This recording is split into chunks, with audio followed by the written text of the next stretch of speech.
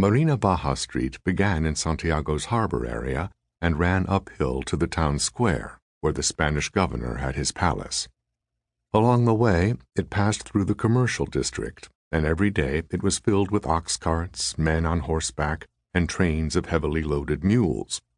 The stench from the waste was strong, and the noise constant, the clop, clop, clop of hooves on cobblestones, vendors hawking their produce, dogs barking, mule drivers shouting at their beasts, Spanish sailors being boisterous.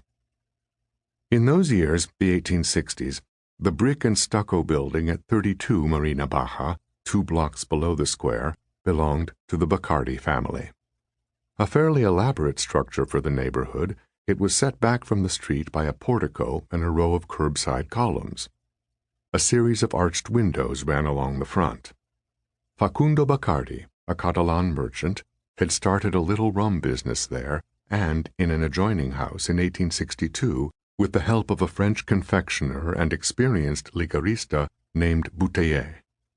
A short time later, they acquired another distillery near the harbor, but they continued to make rum on Marina Baja Street, and the house at number 32 served as their headquarters. The young, dark-haired man, often seen at a desk near an open window, was Emilio Bacardi, Don Facundo's eldest son. Usually he was hunched over his books and papers, deep in concentration, his straight hair falling limply across his forehead. Emilio had cut short his formal schooling in order to help his father in the family business, but he remained a man of letters and ideas. In between his work on Bacardi Company accounts and rum sales, he stole opportunities to write essays, study Cuban nationalist poetry, and review submissions for an underground newspaper that he and some friends published in defiance of the Spanish authorities' stringent censorship. Emilio was the first Bacardi born in Cuba, and it was his destiny to be the family patriot. Always a modest man, Emilio explained his political activism as a product of the epoch into which he was born and the Cuban environment in which he was raised. He grew up at a time when Spanish authorities were relying on brute force to maintain their colonial grip on Cuba and claim its bounty. Slavery was degrading Cuban society. Sugar and coffee planters stood in the way of change, but courageous Cubans were calling for democratic freedoms and an end to the slave trade. It was from Emilio Bacardi's generation that the heroes of Cuban history emerged, and he was among the conspirators for the national cause.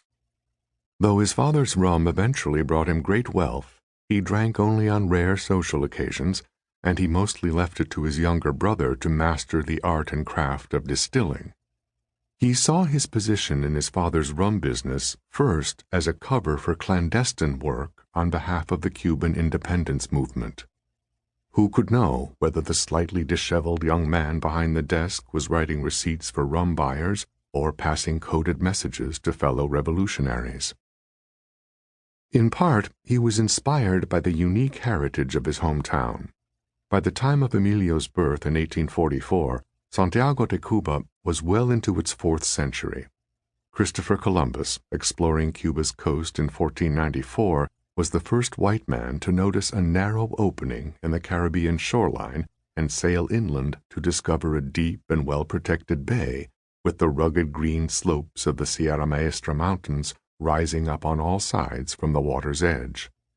Columbus did not establish a settlement there, however, because the area was so thickly populated by Taino Indians. It was not until 1514 that one of Columbus's original conquistadores, Diego Velázquez, finally subjugated the natives. The Taino leader in the area, a chief named Atue, put up fierce resistance until he was finally captured by Velázquez and his men and burned alive at the stake. Bartolomé de las Casas, a Spanish priest traveling with Velázquez, reported that a friar tried in vain to convert Atue to Christianity in the moments before his execution, telling the chief that if he accepted the faith he would go to heaven and enjoy eternal life, while if he rejected it, he would go to hell and suffer eternal torment. "Tell me," Atue allegedly responded, "are there any Christians in this heaven?" "Yes," the friar answered, "but only the good ones go there." "Then I'm not interested," Atue said. Even the best are worthless, and I don't want to go any place where I will meet even a single one." Emilio Bacardi was fascinated by the story of Atuay, whom he described in an essay as the first martyr to die for Cuba. Years later, when the Bacardis moved into beer brewing, they chose Atuay as their brand name, with a likeness of the Taino chief on the bottle label. Atuay's heroic defiance of Spanish conquistadores and missionaries, in Emilio's analysis, was the foundation for a tradition of constant rebellion in and around Santiago, where the mountains provided a thickly forested sanctuary, first for runaway slaves, and later for the Cuban independence fighters known as the Mambises.